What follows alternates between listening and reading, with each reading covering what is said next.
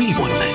Iisa at nakatatak ang kauna-unahang himpilan sa paghahatid ng serbisyo publiko at balita. Ito ang Radio Mindanao Networks. Higit 6 na dekada sa paglilingkod sa masang Pilipino. Sa Metro Manila, ito ang DZXL 558 Radyo Trabaho, ang inyong gabay sa hanap buhay. Andam na ba mong malibay? Malingaw, mga tawa o glusiyagit mga ka-BG. Aniya na ang inyong kauban. Back-to-back KBP Golden Dove awardee and Catholic Mass Media Awards finalist. Ang BG Matag-Adlaw. Isna Pogi. Babaerong good boy. Buenas Garaon. Baby Galawgaw. BG Ian Huerbana. BG Party List, Bisaya Gyud, balot 108, isuwat yun. BG Party List, timog na to sa Kongreso. BG Party List, Bisaya Gyud, balot 108, isuwat yun. BG Party List, Bisaya Gyud, hinilang na. Let's all vote mga Bisaya sa balota 108. Iupog na to sa Visayas, all the projects we free. Welcome mga ka-BG! Welcome din sa itong Sunday edition sa BG Basic Goods. Mayong hapon sa itong mga kaigsunan sa mga ka-BG sa Luzon, Visayas ug Mindanao, lakit pausad atong mga overseas Filipino workers. Mayong hapon sa inyong tanan. Ako pagyapon ng inyong ka-BG, babaerong good boy, Ian Huerbana nga makatug ninyo og serbisyo publiko, inspirasyon, good vibes, o daghan pag-uban. Arang sa itong programang BG Gyud Basic Goods. Live po tayo mamatayan karon sa mga RMN stations nationwide. DZXL 558 RMN Manila, DYHP 612 RMN Cebu, DXCC 828 RMN Cagayan de Oro, DXDC 693 RMN Butuan, DXRS 918 RMN Surigao, o DXMV 648 RMN Malaybalay. Makita sa kita sa RMN social media platforms, Bisaya Gyud Facebook page, o Bisaya Gyud Surigao del Norte Facebook page, o ang atong BG Basic Goods. O sa mga gusto sa mulambigit sa atong programa, like, share, o comment na rin mga ka-BG. Pwede po mga text, tawag sa atong mga hotlines. So pwede inyong i-text ang inyong mga address, pangalan sa 0908-850-1364 para sa Smart, 0917-848-6469 para sa Globe. Mga ka-BG, unang Sabado na sa Hunyo, ilan lamang kaadlaw dayon ng matapos sa usad. Mahuman ng kitintaon ang kemina sa itong idolo atong Lodi kayo nga Pangulong Rodrigo Roa Duterte, si Tatay Digong. Ulian na siya sa itong bagong liderato sa atong President-elect na si Ferdinand Bongbong Marcos Jr. Unong katuwing mo sa kitang mga ka-BG. Unong katuwing na walay puas na serbisyo publiko ang hatag ka na to sa Pangulong Duterte, no? Nahatag rin sa ato katong Tatay Digong. Serbisyo publiko nga naapay pataban nga mga good vibes. Sabay wala nagbuhakak sa mga killer na jokes ni Pangulong Duterte, no? Dukirong isa pero pag-abot sa mga musupak sa pangagamhanan, pinakusgan po ang iyang tingog. Karon na Sabado mga ka-BG, atong hinumdumon og hatagan o dumog ang ligasiyang ibilin ni Pangulong Rodrigo Roa Duterte o sa iyang kabinete. O siyempre, laki pili ang atong ka-BG, wala lain, si Presidential Communications Secretary Martin Andanar. Bisaya Gyud. Bisaya Gyud. Bisaya Gyud. Mga ka-BG, magsugod na ta sa mga balita. Take it away, BGJ. Sa Region 7, ang Tourism Infrastructure and Enterprise Zone Authority (CONTIESA) ug ang Office of the Presidential Assistant for the Visayas (CONOPAV) gikatakdang mulusad sa bagong nahuman nga tourism development plans alang sa mga isla sa Bantayan ug Camotes, duha sa mga nagunang tourism destinations sa Sugbo. OPAV Secretary Michael Lloyd Dino ningon nga kining duha ka tuig nga master plan sa turismo mao'y usa sa mga kabilin sa administrasyong Duterte nga hapit na mahuman ang termino niini sa Hunyo ning tuiga. Giluso ni Secretary Dino ang paghimog master plan alang sa mga nagunang tourism hub sa Cebu aron dili sila makasinati sa samang kapalaran nga nagyan sa isla sa Boracay sa dihang gikinahanglan pasiradan kini alang sa rehabilitasyon. Bisaya Gyud. Bisaya Gyud. Bisaya Gyud.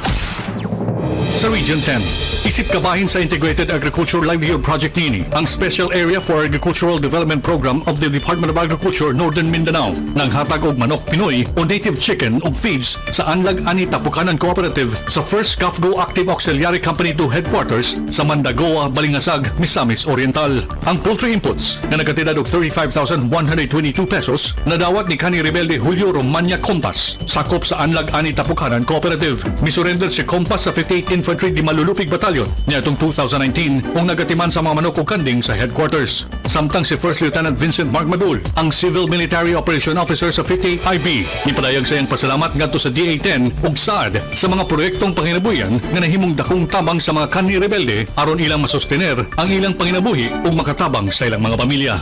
Bisaya Gyud! Bisaya Gyud! Bisaya Gyud!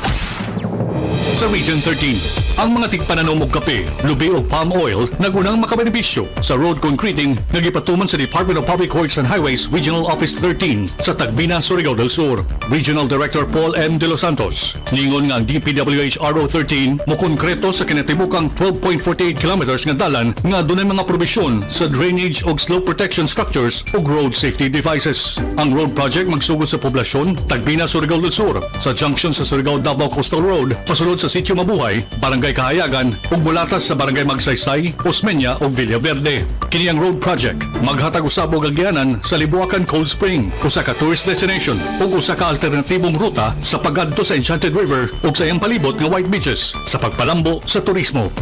Bisaya Gyud! Bisaya Gyud! Bisaya Gyud! Alright, daghang salamat, PGJ! Bisaya Gyud! Bisaya Gyud! Bisaya Gyud! Every day is a different challenge, both in public service and in private work. And in this work, I am always humbled to meet people who turn life's challenges around. Meet artist and furniture designer Carl Aguila, owner of Atelier Aguila in Siaton, Negros Oriental. Let's support local business and at the same time, rediscover the Philippines. Bisaya Gyud! Bisaya Gyud! Bisaya Gyud! Alright, welcome back mga ka-BG sa BG Gyud Basic Goods. Kini ang inyong ka-BG, babae ng good boy, iyan mo ba na? Mga ka-BG, usa sa atong BG member na si Jonathan Minimo ang nanagap sa pag-insayo na ito, no? Human na nakadawat sa atong text message pinaagi sa atong text blasting ni atong mayo na dayon gitubag dayon, no? Gitubag dayon sa atong BG team. Mo nga ang pagdangop ko sa nini sa atong dawatan, no? Dili lamang oportunidad usa dili lang oportunidad nga natong mohatag og tabang apan kini aduna koy mas lawom nga sugilanon na mihatag kanato og pagdayeg sa usa ka mapinanggaong amahan o unsa kini ato kini tanawon. Sa pagpadayon sa atong Operation Tabang, ang Bisaya Gyud Basic Goods BG Party List magkanunayon ng naningkamot sa paghatod og abag sa atong mga kaigsunang Bisaya. Sa lain lang nakahimamat o nakalambigit na mga kabiji, lain-lain usab nga istorya ng atong naila na maingon na nakahatag og lugar sa atong kasing-kasing. Usan niini si Jonathan Minimo, ang atong kabiji sa Barangay Malanang, Opol, Misamis Oriental. Si Jonathan nidangup sa BG sa panahon na labi niyang gikinanglan ang tabang. Sa kadaghanan na iyang gisulayan sa pagduol, dool na siya mawadaan og paglaom na aduna pay mulingi ug motabang kanila. Maayong ito, ako si Jonathan Minimo. Isa ako sa motorized driver dito sa City Homes. Ito ang akong asawa o akong anak. Itong time na wala ko nakadrive, sa motorized, nag-isip ko kung asa kong muduol. Nag-isip ko pwede mga kandidato, mga ano. Katong time na may nakaisip ko na isa na ka-party list na doon sa amo silingan na timing nyo nag-text man nyo dito ko nakawala na mga tabang sila ha mga grabing kalipay ko ato na nag-reply mo dito ba kung sa amin. Tungod sa panawagan ni Jonathan, atong gibisita ang iyang pamilya ug nabutyag kanato na ang atong kabiji usa ka tawo na adunay bulawanong kasing-kasing. Nihatod ay nihatod sa sakon November 1 sa mga 5 o'clock ata to. Gihatag siya sa kuha. buntag. Sa buntag. Tapos, gitunol siya sa kuha. Abin ako siya, og ito'y bagyang ihatag sa kuha. Itutos naman siya, kagula gid siya sa nina, miski isa. Tapos, pagtanan ako bata, di ay mo nang nagsinggita ako nga bata akong gawiran. Tapos, kuan, sige. Baho kayo ng bata, gila sa kuha, huwag yung patay. Kinsa naghatag? Kuan, gihatod siya yung igsuon. Igsuon niya ang gahatod. Nga, kuan daw, dilira daw ang bata, daw wala daw mag-atima. Kaya ang mama daw, taga-hinguog daw. 21. 21 ang edad siyang mama, tapos among gikuan niyang mama nga, kuan bagid niyang bata, dili daw niya kayang bata, kay priority daw niyang pag-eskwela. Pila kasi mana, ako na ito siya ibalik siyang mama. Ipanin ako yung mama, ibalik ng tana mo. Pero talagang hindi niya dawatan, hindi niya po. Naging siya sa akin na, Kuya, hindi ko nakukunin yung bata, ganyan, kasi hindi ko yung kayang alagaan. Kung yung sabi, ang nabala si dakong pangarap, malaki raw ang pangarap niya. Kaya gusto niya na makahuman sa pag-eskwela. So ikaw na, kamo na ang nagpangalan. Kami na pangalan. Kaya lain hindi lang yung pangalan sa birth certificate. Ang pangalan niya sa birth certificate ay Bisaya Gyud. Ang pangalan bata. So inyong gipulihan. Yan. So unsa istorya sa iyang pangalan? Angel Bless, kay Angel siya ay ko alam. Sa amo Pangalan Angel. Kaya Angel Bless okay. Blessing sa amo ang tagamit bata na anghel lagi nawag sa langit pa sa amin. Usaman sa matawag natong nihit sa mayong kaimtang, apan abli ang kasing-kasing alang sa mga anghel na nagpangita og pag-alima. Kailan na mahirap.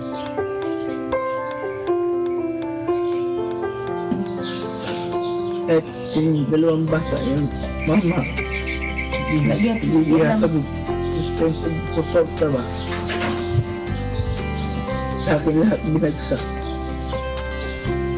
Sa akin, di bali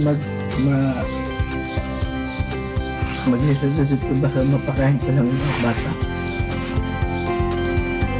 Jutay man ang atong nahatag alang kanila, kita nagpasalamaton sa giambit na kaayo ni Jonathan ug sa iyang asawa. Lubos po kami nagpapasalamat sa Titi na tulungan po kami para sa bata, sa Angel Bless. Napakalaki pong pasalamat. Tanawin ko po yung utang na loob sa inyo. Salamat po. Susama sa mapinanggaong amahan na si Jonathan, kita sa Bisaya Gyud, nahatagan og inspirasyon na mulahutay pa ug magpalayon alang sa pagtabang gikan sa kinahulawman sa atong dughan. Bisaya Gyud! Bisaya Gyud! Bisaya Gyud! Alright, maraming salamat, Jonathan! Kamo sa imong asawa ang naghatag ka na mo og kusog tungod sa inyong pagkamaayo sa anghel na gihatag kaninyo na pamatuod sa kini nga dili rason ang kawan-on aron dili mo apre sa atong panimalay alang sa nanginahanglan. Labi na kung kini susama sang Angel Bless nga usa kini sa kagasa, no? Gasa kini si Angel Bless. Mabuhay ka, Jonathan! Mabuhay ka! O ampo, magnaampo sa tanong, ang-ampo ng tanan diya parang panggrasya sa mga panggrasya nga imong nadawat. O hangiyo usad, no, sa mga ginikanan nga naka ako o biya silang mga anak.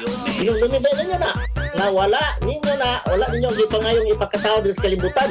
Usa responsibilidad ginato na ang pagpadako sa paggiya kanila. Bisaya Gyud! Bisaya Gyud! Bisaya Gyud! Most of us have seen hectares of ordinary forest, but only a few have seen more than 100 hectares of extraordinary bonsai tree forest in the Pacific. And you are watching it now. The bonsai forest of Loreto Dinagat Islands. You name it.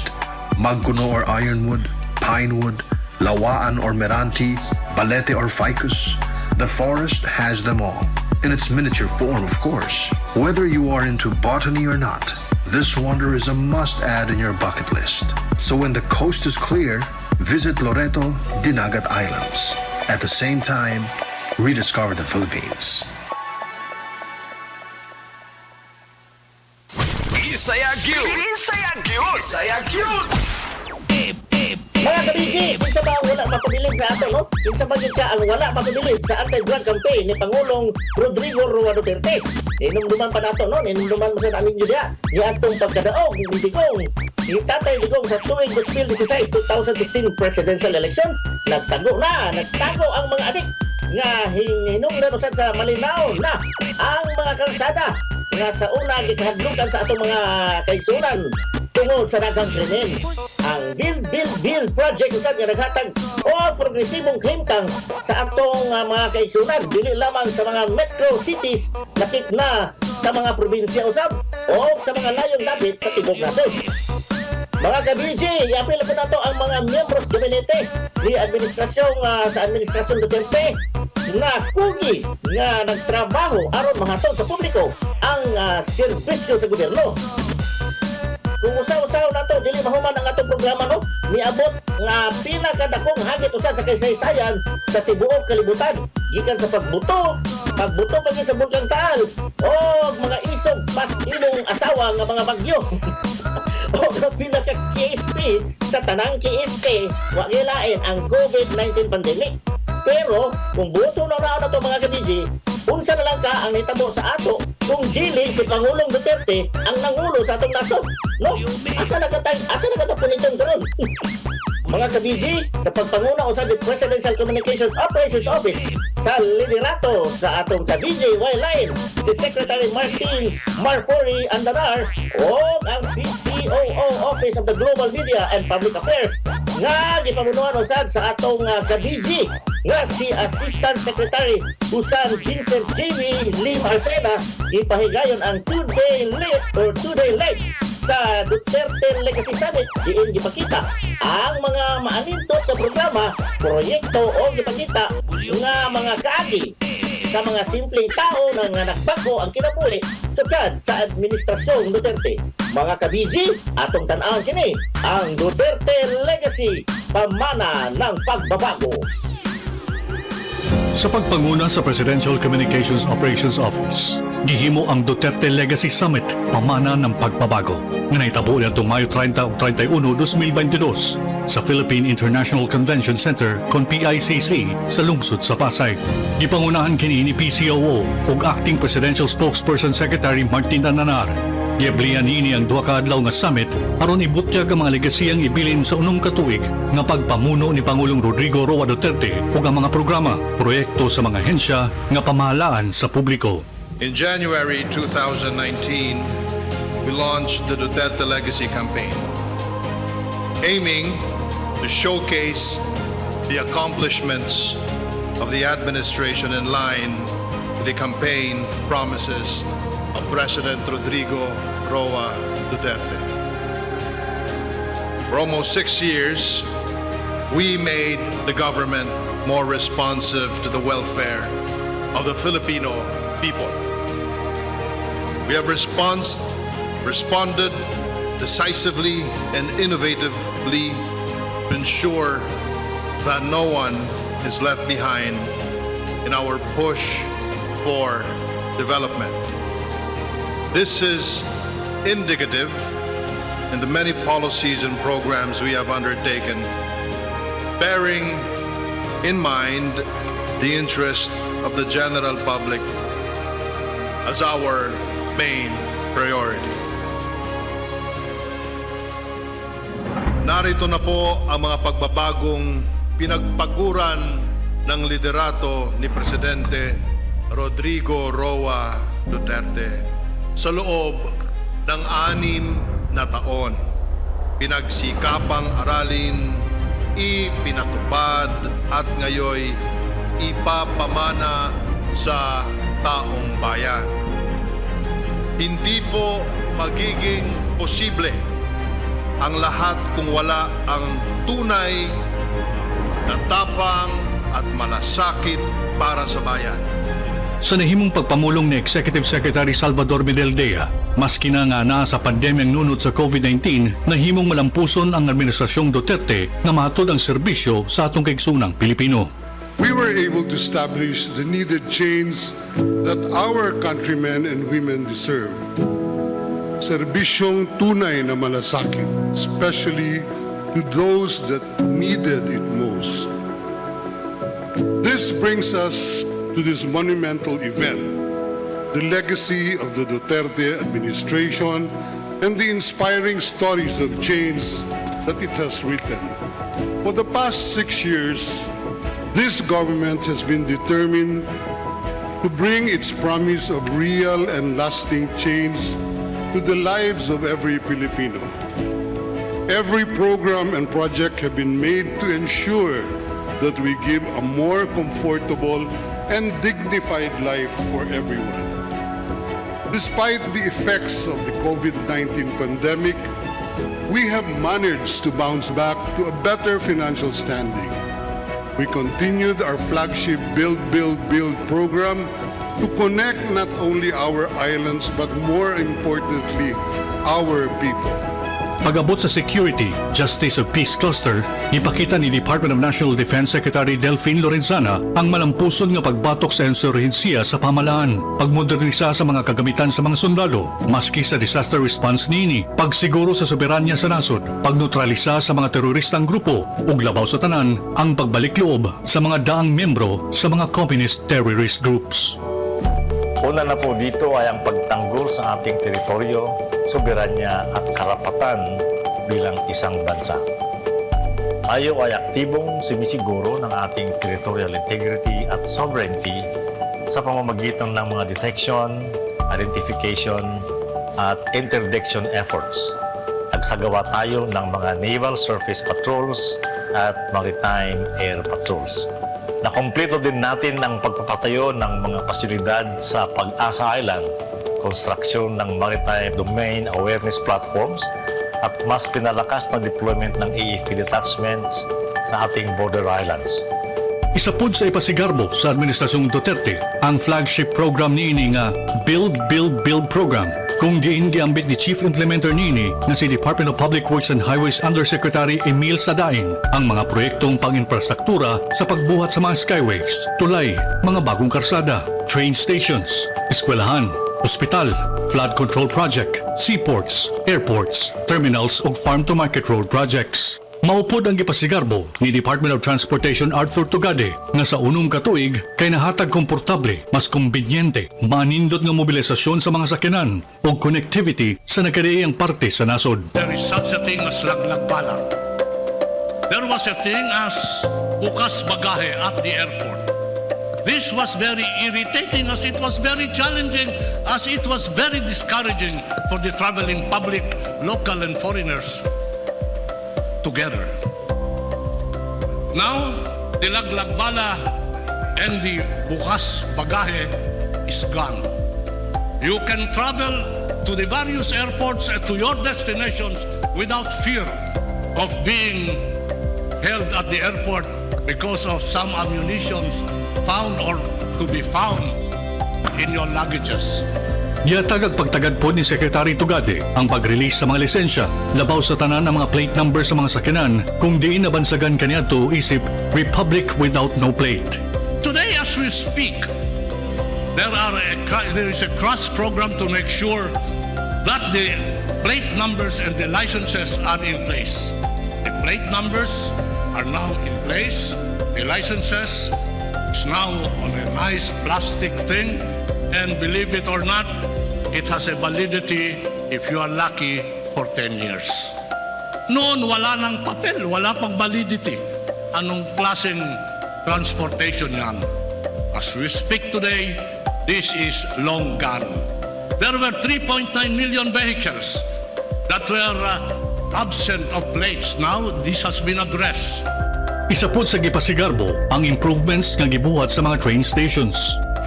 As of today, be advised that the rehabilitation and improvement of MRT3, which I will touch later on in my presentation, has been completed, such that The movement on MRT3 is not only smooth and convenient, it is fast and reliable. It is also safe. And perhaps I would like to remind you, ladies and gentlemen, that as I speak today, sa MRT3, libreng sakay. In other words, ang mga tao hindi nagbabayad. Kaaya-aya na, komportable pa, safety pa, libre pa yung sakay. Saan ka makakahanap ng ganyan? Ang MRT Direct ay wala na. Ang MRT3 ay isang partner ng mga tao, hindi lang sa kanilang pagbiyahe, kundi sa pagganap ng kanilang araw-araw na pamumuhay. Present usab ang unang adlaw sa Duterte Legacy Summit gikan sa Economic Development Cluster nga si Finance Secretary Carlos Dominguez nga giambit ang rapid, inclusive, and sustained economic growth. Environment and Natural Resources Acting Secretary Jim Sampulna nga giambit pod ang climate change adaptation, mitigation, and disaster risk reduction. Interior and Local Government Secretary Eduardo Año nga gibutyag ang achievements sa administrasyon ilalom sa participatory governance, kundi ng mga programa sa pamahalaan kinabatian labi na sa grassroots level. Human Development and Poverty Reduction Cluster, Social Welfare and Development Secretary Rolando Bautista nga giambit ang poverty alleviation ug pagpanghatag sa social services.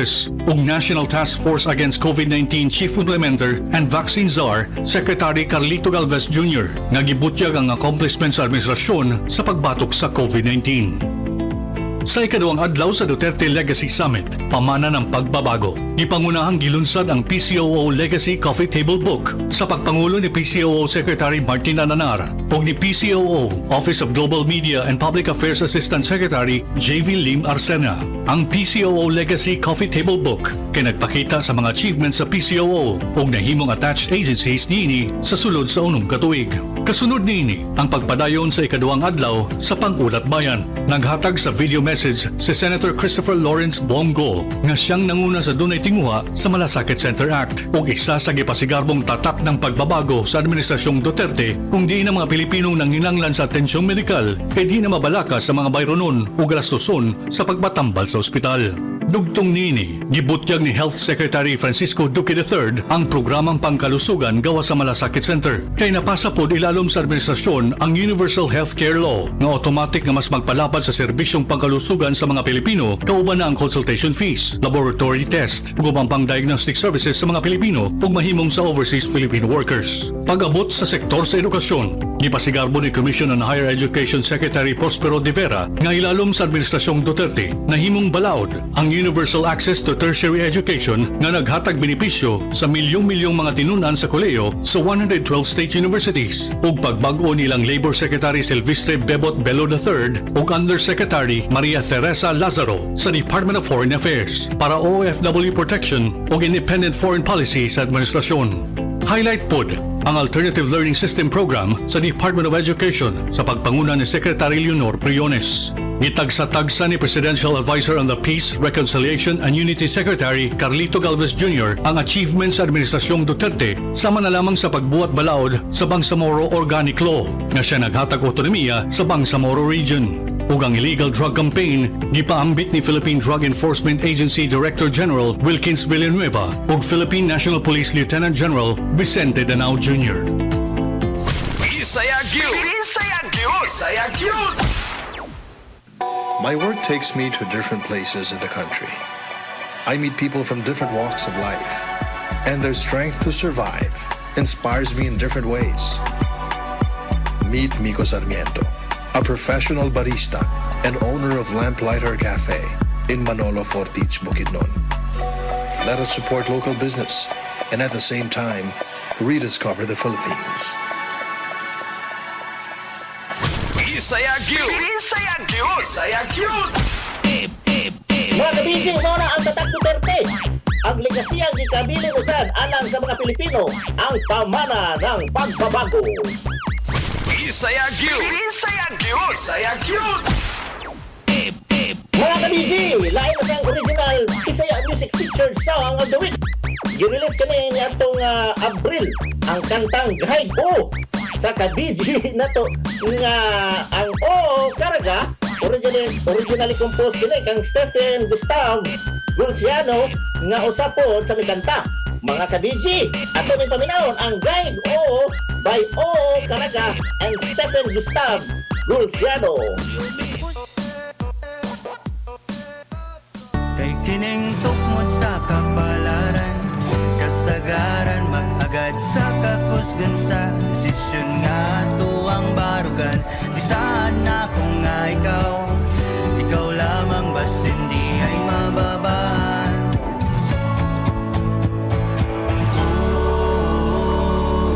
Oh, gahigo, bisag sirado.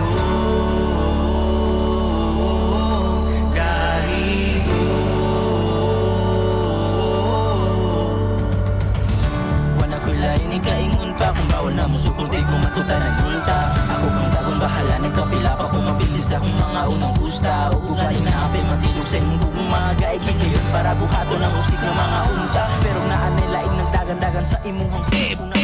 Mga ka-BG, lain na sa ang original Bisaya Music Featured Song of the Week. Na-release kanini atong buwan sa Abril ang kantang Gahig O. Sa ka-BG na to ang O Caraga, originally composed by Stephen Gustav Gulciano. O usapod isa sa ni kanta. So mga ka-BG, atong paminahon kani ang Gahig O by O Caraga and Stephen Gustav Gulciano. Bisaya Gyud! Bisaya Gyud! Bisaya Gyud! Ay, mo lagi tayo na ba? Wala dyan mas kahe, pas ulo, pag-abot sa gugma. Dili naman sa takaingon, no? Di man sa ta sa ingon nga ang atong gi-generalize, ha? Pero, lahi na kita, pag-abot ani nga mga butaga, lahi na mga istorya about sa gugma. Wala ba yung gidautan, no? Sa pagkigugma. Pero, usahay na gino, bisan pa, o unsa na to, usaha pa na to pag-ampo sa Tanang Santos, o bisan unsa pa na nga, tinuod ang gibating tinuod atong mga feelings nato sa usa ka tawo. So dili gid para sa to ha. Igo ko ani na. Dili na lang natong pugson, no? Ayaw na lang gid pugsa kay listen na. Basin kalit na lang mo mangutanan nako. DJ yan. Unsa may buhaton nako? Agagay. Bisaya Gyud! Bisaya Gyud! Bisaya Gyud! Katong tambag lang mga ka-BG ha. Sakto lang yan ako ha. Sulayin lang yapon. Aron walay mahay, no? Sulayin lang yun ang Guide O. Aron ikaw yun mismo ang makabalo. Pero balibara na gani ka. Sakto lang po na. Sakto lang po tingali, no?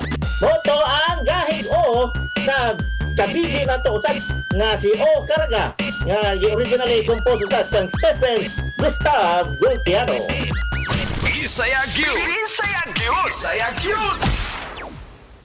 Imagine being thrown back by a time machine to the early 1900s, experiencing the wonder of 1,000 hectares of cinchona trees, Rafflesia, a land diverse of flora and fauna, and woodcocks or eagles flying at an altitude of more than 1,200 meters.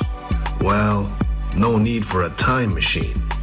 When it's safe and sound, you can still enjoy and rediscover all of the above at the ASEAN Heritage Park, called the Cinchona Forest Reserve in Mount Kitanglad,